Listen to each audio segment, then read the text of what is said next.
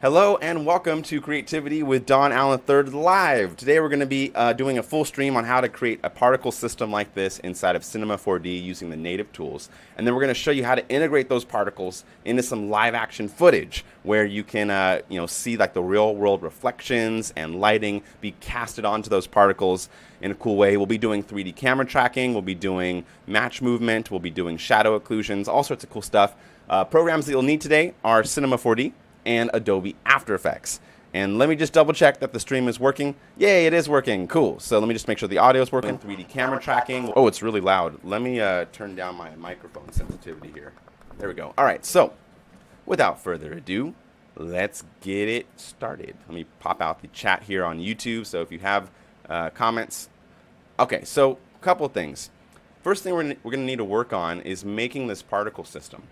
It looks complicated, and I'll be honest, this is definitely more advanced. So so maybe use it maybe as inspiration of what is possible, and maybe not something that you can start right away, because this is definitely not a beginner's tutorial. But it's exciting. You can do lots of really cool things with these programs, and I just want to show you what's possible.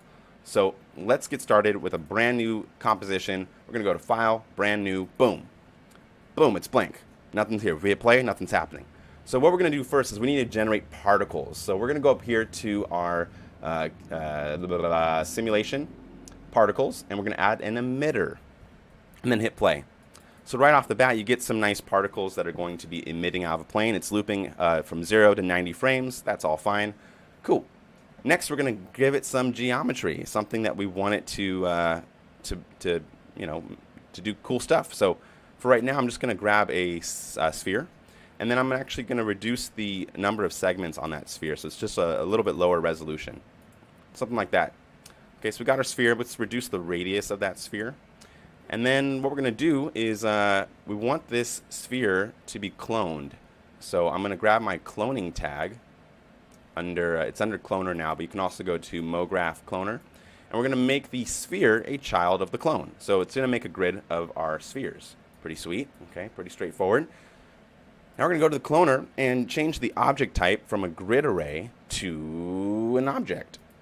And now we just got to feed it the object that we want it to clone it onto, which in this case is our emitter tag. So I'm going to drag our emitter as the object source. Boom! Now you got a bunch of spheres that are coming out of the emitter. Super cool. Okay. Let me just double check the stream health is working. Yeah, I think it's working. Okay, cool. All right, so what we have now is some spheres coming out of the emitter tag here. And we can now, if you wanted, you could go to your emitter here. You can change the speed of your emitter, emissions. So I can increase that from a faster rate. We can reduce the speed of it if you wanted to go slower. So even, right off there, this is a really good technique for just generating particles. But we want to take it up a bunch of notches. So we want to create these really nice particle lines. Just to show you, for those that are joining a little bit later, we want to create this effect. And this involves following the path of those particles, adding some spin to them and some turbulence. So yeah, we got to get it to here. So the next thing we're going to do is add a spline wrap tag. So I'm going to go back to my main project here. If we hit play, cool, we got our particles doing their thing. What we're going to do next is add a spline wrap tag. So we can go up to our simulations and go to, actually, where is it? I think we go to MoGraph Effector. And I'm going to add, weird, I don't see it. Where is it going to? Maybe it's under simulate, particles, thinking particles. No, forces. Which one was it? I just had it up a moment ago. I will remember in a second. Where did I put that? Simulation. Wait a second. I'm forgetting what the name of this effect was. This one's called spline, and it is considered one of these, I think. Okay, it's just a regular spline wrap. Where do you find your motivation? So Nate Gordon on YouTube has a question. Where do I find my motivation? Well, here's the truth. Everyone's going to die. And we have a limited amount of time from my current understanding on this earth. And so while I'm here, I want to give back as much as I can and make the most of this time that I'm here. And that's where my motivation comes from. It's the idea of mortality. There's a limited amount of time for me to achieve the goals that I have in the long run. It sounds a little weird, maybe a little bleak, but I'll be honest. It just comes down to that. It's like we don't have an unlimited amount of time. And yeah, and I have a lot of dreams and goals that I want to achieve. And so it makes it easier to stay motivated. We're like, oh, you're gonna die. So, stay focused on your dreams and make it a priority. Okay, so cool. So we got our particles, and I'm trying to remember where I put the spline tool. I'm totally blanking on it for a second. We'll find it. It's not too far. It's not. I thought it was a MoGraph effector, but I'm not. Oh, it is there. Okay, cool. So you're going to go to MoGraph effector spline. Boom. So you got the spline. Nothing's happening because we got to add some details. So first thing we want to go to, I'm just going to refer to my previous one because I just set this up earlier today, and I want to make sure I got it correctly. So you go to, we add it to fall off. We set the spline. Okay, I'm remembering. Remembered. Let's go back. Okay, so what we can do is grab our spline, go to our effector, and set this from stepped to fall off. Then we're going to change the segment mode to full spacing. Okay. Then we're going to go to our fall off type and add a linear field. So all that's really scary. I'm sorry, it's complicated, but you're seeing every step so you can follow along. But it's it's weird. Namita Agrawal says this is the perfect reason to be motivated. Yay, thanks. And then Nate Gord says, you sparked my flame, man. A real inspiration. Thank you. Wow, thank you so much, Nate. Yeah, I'm happy to hear that because this is a really fun, creative world that we live in. There's a lot of effort to try to make you ignore the fact that we live in a really awesome world. And I'm going to do everything in my power to show you how good the world can actually be if you just change your perspectives. Okay, so you got your spline. We got our linear field as a child of it. What we're going to do now is go to our effector. And what we need to give it is an object that we want it to follow, a spline. So if I want these spheres to follow a certain spline, we could either draw it with the spline tool, or we can go into the spline tool and add a helix. Okay, so it looks like a little DNA strand, it's like a little helix. And then we can go to our height and increase the height of our helix. Great, so you got this helix. Now this is a spline, and what we need to do is feed that spline as the option here. So I'm going to grab my helix and drag it as the spline. And you won't see anything happen yet because we still have to do a couple more steps. So under the spline here, we're going to go to our object. And where is my object? I'm blanking out on it. We got fall off, coordinates, parameters, relative. Where is our fall off object? It's so funny. I thought I set this all up before like the stream to make it really easy to do again. But it is it's a harder step for me, so I need to refer back to my previous project on how I set this one up. So let me go back to my parameters. I'll set this to absolute, and then where do I insert the geometry, though? That's my question right now. We got our emitter, random helix. Wow, I'm just drawing a little blank. We got our spline. Helix is the spline that we want, and then how does it know to follow? All right, we'll just keep tinkering away, and we'll get it resolved. So we have a helix in here now, and I think we need to set the deformer to object. Or, yeah, I don't see it doing it, but, or point? No? One of these is going to be correct. And looking for the right spot. Oh, the up vector. We don't have a vector yet.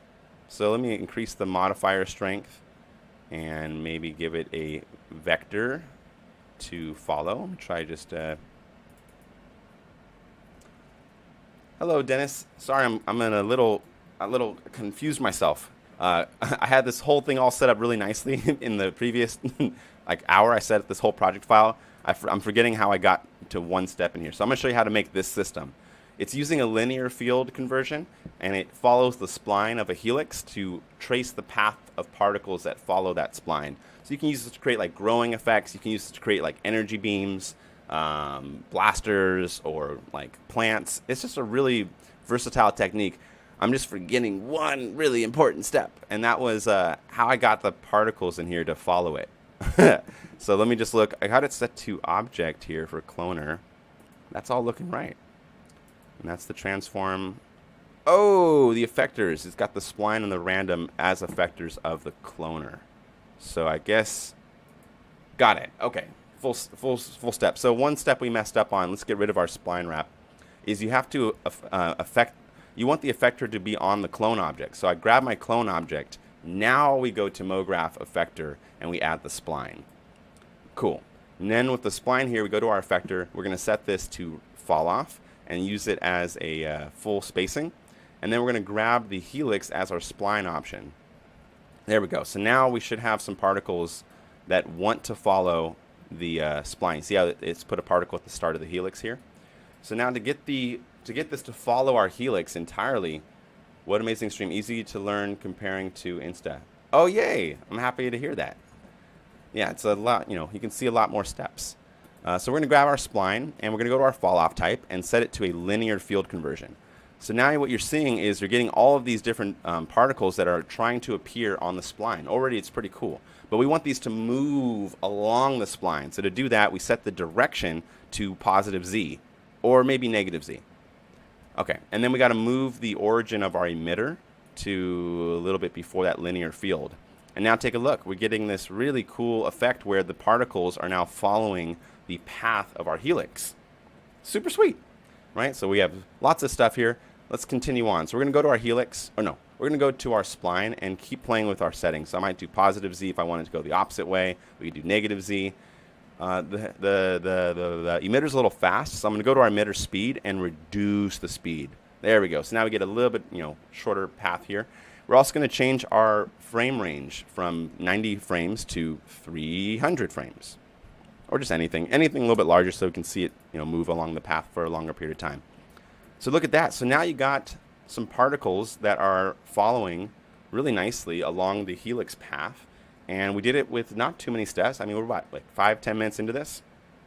Now, because we're doing this all procedurally, we can go to our helix and change stuff about it. For example, I can change the start angle or the end angle, and you're able to get all the particles are always going to follow whatever path you give it. So this is a really cool technique to create a lot of variation. We can also create our end radius biases, so you can have it be more spinny at one end and less spinny on the other end. It's just really cool. So let me go to our start angle, or sorry, our start radius, and reduce that.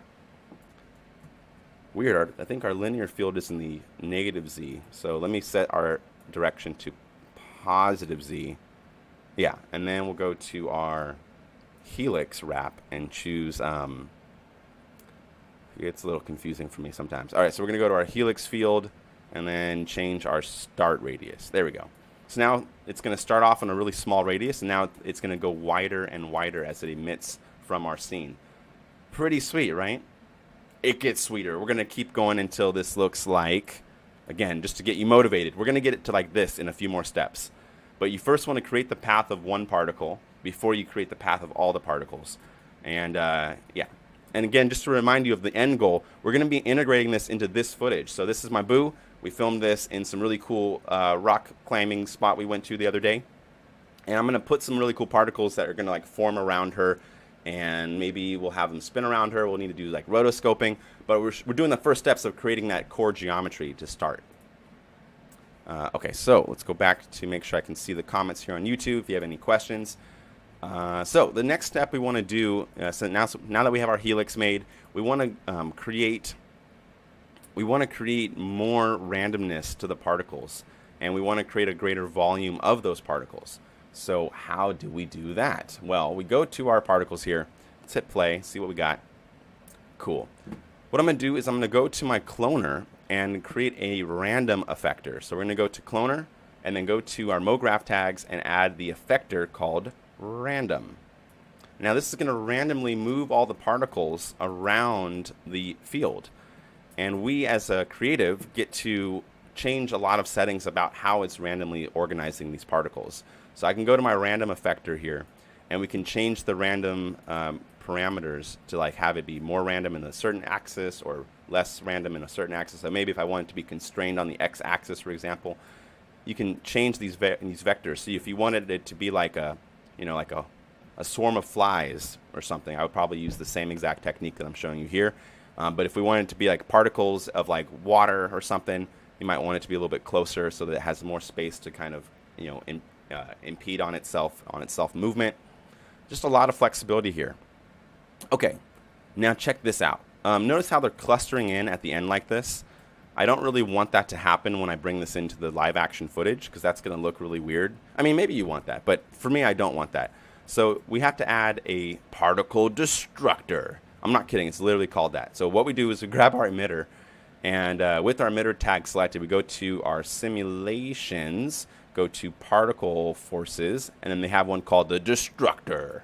And then if you add the destructor field, so right now the destructor field is right on top of our particle simulation, so it's destroying every particle as soon as it's made. But if we move our destructor field just past the linear field, now all the particles will get destroyed, and they won't group up at the end here. So now that's what's nice. So we want to do particle destruction when you don't want the particles to stay in the frame for long. So now the particles will erase as they get towards the end. Other things to note is we can increase the speed and the birth rate of our emitter. So right now the birth rate is set to 10 circles per second, but we can increase this to 106. Watch this. Ready? 3, 2, 1. Boom. Look at that. Now you have like a freaking swarm of these things. Whoa, actually I really like that. That was an accident. I wasn't hoping. I didn't realize that this had like a very much like a ribbony kind of, oops, bumped the camera. It has a very ribbony kind of movement here as the particles kind of go around. But keep in mind, the more particles you add to your simulations, the longer it's going to take to just work. So while I'm working, I might just reduce this in half. Let's go to maybe 50 circles per second. So that's like, that's lighter. I might even go less than that. Let's go, I don't know, 20. Let's go 34. 34 whatevers. Okay, that looks good.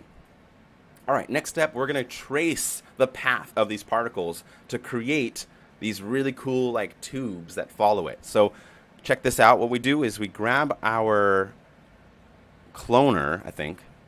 It's either the cloner or the emitter. We'll find out right now. So I'm grabbing the cloner object.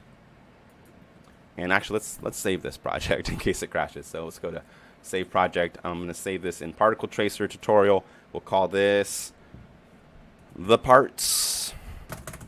Great, and save that. Okay, so we got our cloner here, and with the cloner selected, we're going to go to a new tag up here. So under particles, there should be a MoGraph called Tracer. And the tracer is going to do what it sounds like. It's going to try to create a traced path of whatever the particles were doing. So look at that. Now we get this really nice ribbon effect. Now keep in mind that these are just NURBs right now. These don't actually store polygon data. These are only two-dimensional, I guess it's like a three-dimensional spline in 3D space. So what we need to do next is convert those null points into geometry. That looks like a lot of particles, by the way. We might want to reduce the number because I'm scared that when I run the next phase, it's going to like crash the computer. So I'm going to go to my particle count real quick, my emitter, and reduce the particle birth rate to like 23 again, something really low, because the next step is pretty computationally intensive, so I don't want to freak out my computer. All right, so we got all these splines here, and now what we're going to need to do is convert those splines into geometry. The tool that I'll use is called the Sweep NURBS, or at least that's what it used to be called. Now it's called Sweep. So what we can do is we go to our tracer, and we need to add two objects. First off, you need to create a shape of what you want it to sweep. So I'm going to go to our shapes and go to a end side. It looks like a hexagon. We can decrease the size of that hexagon. So I'm going to make it really tiny right here. There we go. Great. So we got an n-gon hexagon, and that's the shape that I want it to trace. Next, we need to grab our sweep NURBS. So I'm going to grab our sweeper, sweepity sweep. There we go, our sweep. So what we want to do is we want to sweep our n-gon by our tracer. And now you'll have a ribbon of geometry that's forming with each of the particles. How dope is that? Right? Isn't this sweet? Now I can actually feel my computer chugging along a little bit, so I'm going to reduce the number of the particle streams because it's just, I want to get it not doing that. So we're going to go to the birth rate. I'll set it back to 10, something really lightweight. There we go. So now it's just doing 10 particles per second, and we get a nice particle. So no, this is not just a regular particle tutorial. This is actually a visual effects tutorial, because what we're going to be doing is taking these particle systems that I'm making, and we're going to integrate that into this footage here. This is my boo, and we filmed some cool shots here. I want to have these particles like spinning around her and stuff. And so instead of just going right into the visual effect shot, I want to show you how do you generate like three-dimensional particles before integrating them into footage. So yeah, it's a visual effects tutorial. Okay, great. So we got these particles, and they're doing great things. Let's play with that random effector. So right now they're mostly random in the x-axis, but you can increase this. to the y-axis, and even in the z-axis if you want them to come in at different speeds. And that's how you create this kind of noodly effect. So now it's pretty much close to what we have it before the tutorial started. Can't wait to do this with my boo. Yay! Give it a try, Nate. It'll be dope. So we got these particles. They're following. I have a couple options now. One option that I'm thinking of is we can actually turn off the sphere now. We don't really need it. So if you wanted it to just be tubes, you can have it be just the tube shapes. But if you want, you can actually turn the sphere into a light, which I'm probably going to do. So I'm going to turn the spheres into light once we bring this into the visual effects shot, and then they'll be like casting light at the start of them. We can also go to things like our sweep here and change the end scale. So now this actually turns them into like strings of spikes if you wanted. So I'm just trying to show you some different variations on the same process. We can also, you can change the start growth amount. So now they have different distances that they're allowed to start from. See that? So now they're kind of like more like transient particles. You can change the end growth. You can do parallel movement. I mean, it's just, you can do anything in here. We also can go to our N-gon and change the size of it. So we have 6 sides. If we want to make it faster on our machine, we can set this to 4 polygons. And now it's just going to be a bunch of squares that are emitting in here, which could look pretty cool, but I'm going to probably keep it at 6 polygons here. Okay, last thing I want to show you is our helix. You can actually animate the helix as well. So the helix is what's guiding this entire performance. So we can go to our height radius bias and take a look at this. So you can change the radius. So I can like animate this over here. Then I wanted to pull back over here. So you can use this to like create really cool 3D animations with just animating our helix type. See that? So now the helix has a bias. It starts off like in a straight polygons for most of it, and then only at the end it's going to start doing that spiral. Oh, thank you. Never learned to swim on Instagram. I am doing well. So yeah, there we go. So that's how you can create a really nice procedural particle system inside of Cinema 4D. And then once you have this data, I mean, I think you understand what this means, right? We can basically use this however. I'm going to reduce the frame range to 150 frames so I can just see a little bit shorter distance here. You see that? We got all this nice random movement. You can also turn off random. You don't need it to be random. So if I turn off the random, now they're all just going to follow one single path like that. So yeah, so I'm going to go back to my random effector and just set these to something smaller, so like 34 by 34 by 34. Oh no, that's 2034. Whoa, what happened? Let's go back to the beginning. So now we got them kind of like a stream, which I kind of want. Let me maybe increase it a little bit higher in the X scale. Let's try maybe 83. We could just experiment, you know. You can just experiment with your values here. I'm going to set the Z to 0, though, so that they're all at the same distance. Oh, yeah, it looks like strings of energy. I don't know. What does this look like? All right, let me set this maybe to like 200. I'm just trying to experiment with some different shapes for our particle systems before we jump into the next phase, which will be weird. I'm seeing some weird breakage here. Let me set these back to 83. Okay, for whatever reason, it looks like it's getting spiky there. Maybe set this to 83 as well. Weird, that fixed it. Okay, I don't know why that fixed it, but whatever. Oh, it did not fix it. That broke it. Oh, no. Oh, it's set to relative. What if we set this to absolute? That might clean up some of the lines. And you can also animate the particles as well. So like if you wanted, you can animate the randomness. If you want it, you can like animate this path. See that? It's almost like it's drawing like a maze in 3D space now. Pretty cool. Okay, but I think you get the principles. So now we need to go into the next phase. We need to get our footage tracked in 3-dimensional space. So I'm just going to save this project real quick, right? Just save it, be happy with it. Awesome. I'm going to take all of this thing that we built here and just group it up as a single thing. Group objects. I'm going to call this particle system. Great. Now into the next phase. We're going to open up Adobe After Effects. Says, looks like the first Hokage wood manipulation in Naruto. Oh my god, you're so right. Wood Jitsu was super dope.